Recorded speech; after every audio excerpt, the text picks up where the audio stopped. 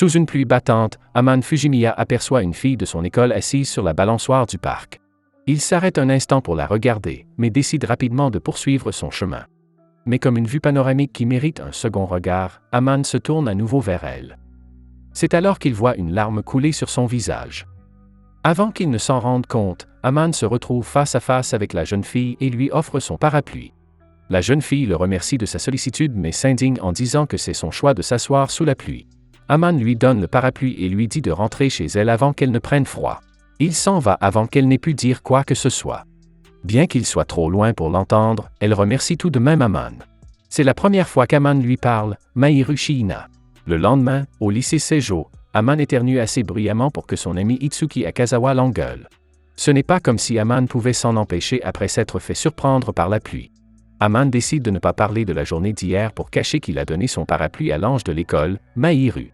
Elle a gagné ce surnom grâce à sa beauté divine, ses excellentes notes et ses prouesses sportives. En plus de tout cela, Mahiru est modeste. Bien sûr, tout le monde l'aime. La plupart des garçons de l'école rêvent de sortir avec elle.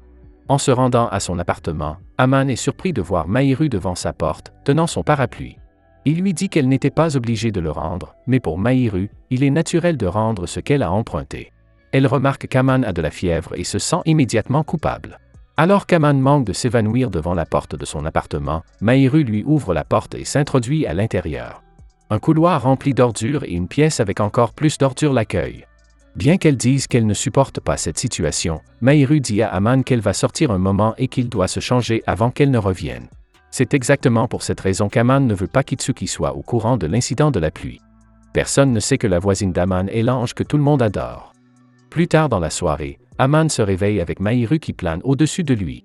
Aman soulève sa chemise pour mettre le thermomètre sous son aisselle, mais Mahiru l'en empêche, disant qu'il devrait le faire après qu'elle soit partie. En la voyant s'agiter, Aman commence à comprendre pourquoi les garçons de l'école disent qu'elle est mignonne. Après lui avoir rappelé de se reposer correctement, Mahiru tend à Aman un bol de porridge. Il le regarde fixement et s'étonne qu'elle sache cuisiner. Elle vit seule, donc, bien sûr, elle sait cuisiner. Mahiru pense qu'Aman doit apprendre à faire le ménage avant de savoir cuisiner. Pendant que Mahiru s'occupe de faire disparaître sa fièvre, Aman lui demande pourquoi elle était seule sous la pluie l'autre jour. S'est-elle disputée avec son petit ami? Mahiru répond avec indignation qu'elle n'a pas de petit ami et qu'elle n'a pas l'intention d'en avoir un. Cela surprend Aman, qui suppose qu'elle a un ou deux petits amis vu sa popularité. Entendre cela ne fait que la mettre encore plus en colère. Elle n'est pas du genre à avoir plusieurs petits amis à la fois. Aman s'excuse immédiatement. Il ne voulait pas l'offenser. Réalisant qu'elle s'est trop enflammée, Mahiru s'excuse également. Elle essayait juste de se rafraîchir la tête sous la pluie. Au moins, quand Aman ira mieux, ce sera la fin de leur interaction. Après tout, s'occuper d'une personne que l'on n'aime pas doit être un véritable casse-tête.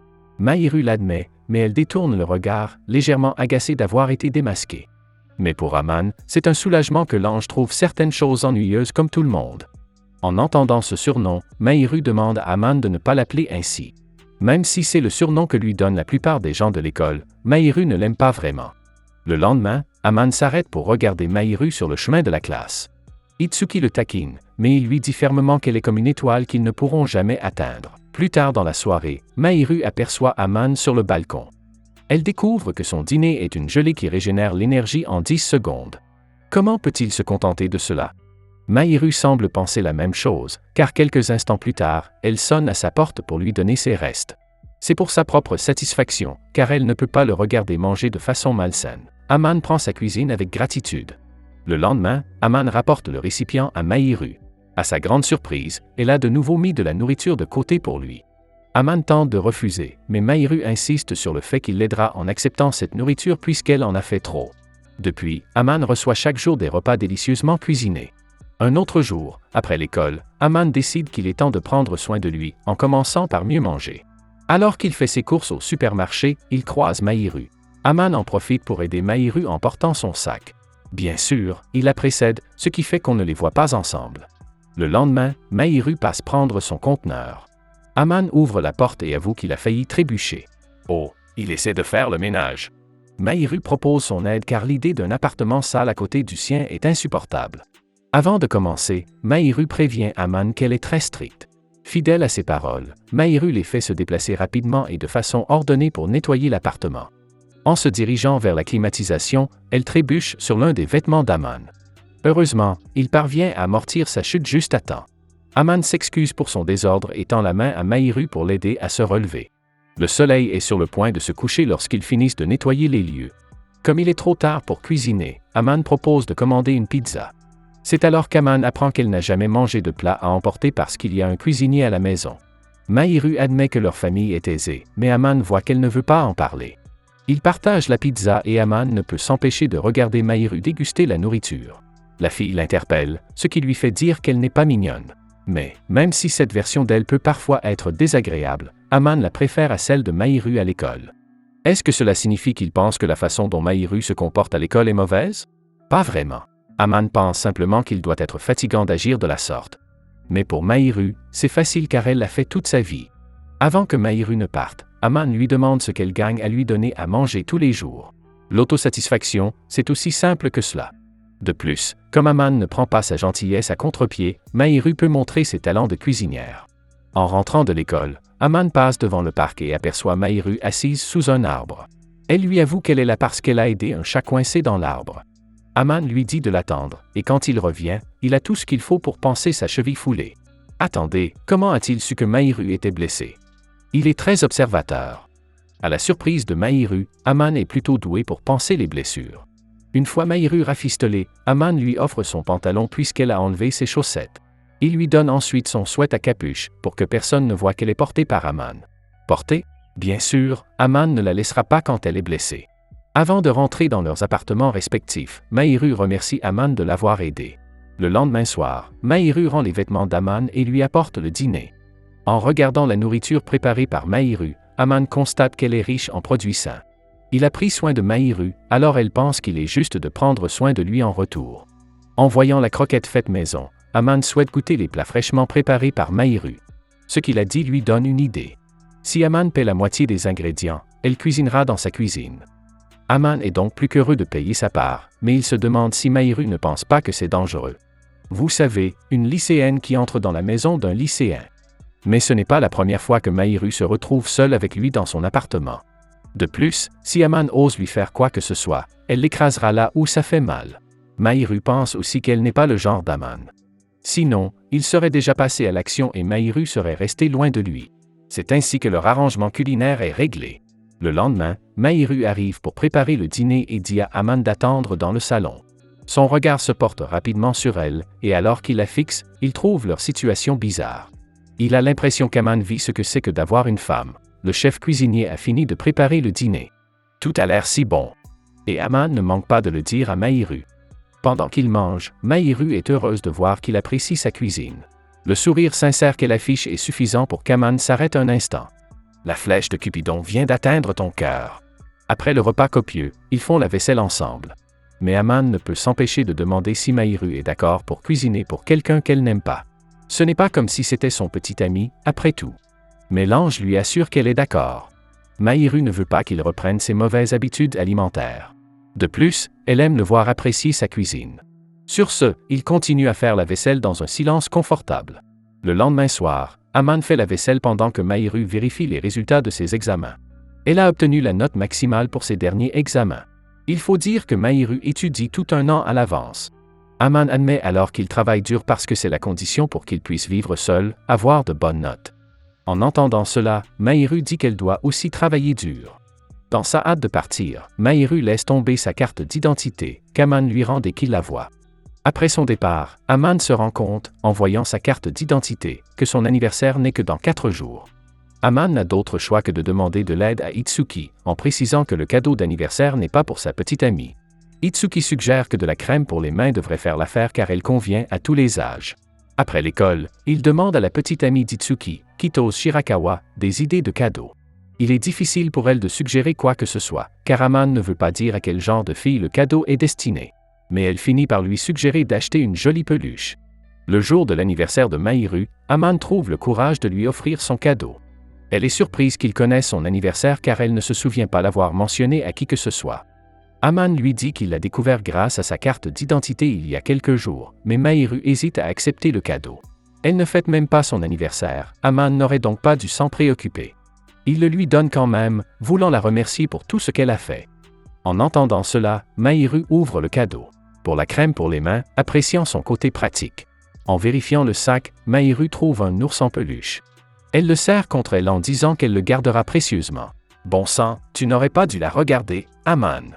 Le pauvre, il tombe de plus en plus amoureux d'une fille qui n'a rien à voir avec lui. À la surprise d'Aman, Mahiru dit que c'est la première fois qu'elle reçoit quelque chose comme ça. Elle n'a jamais parlé de son anniversaire à qui que ce soit parce qu'elle le déteste. De plus, recevoir des cadeaux de la part d'inconnus lui fait peur. Alors pourquoi accepter son cadeau? Pour elle, Aman n'est pas une inconnue. En entendant cette adorable fille dire cela, Aman a envie de lui tapoter la tête.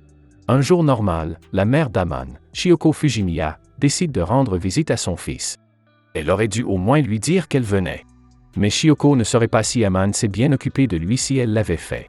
Cela dit, il est clair qu'Aman fait le ménage régulièrement. Alors que Chioko l'inspecte, Aman est nerveux à l'idée que sa mère découvre Mahiru. Plus tôt, il a demandé à Mahiru de se cacher dans sa chambre pendant qu'il retenait sa mère.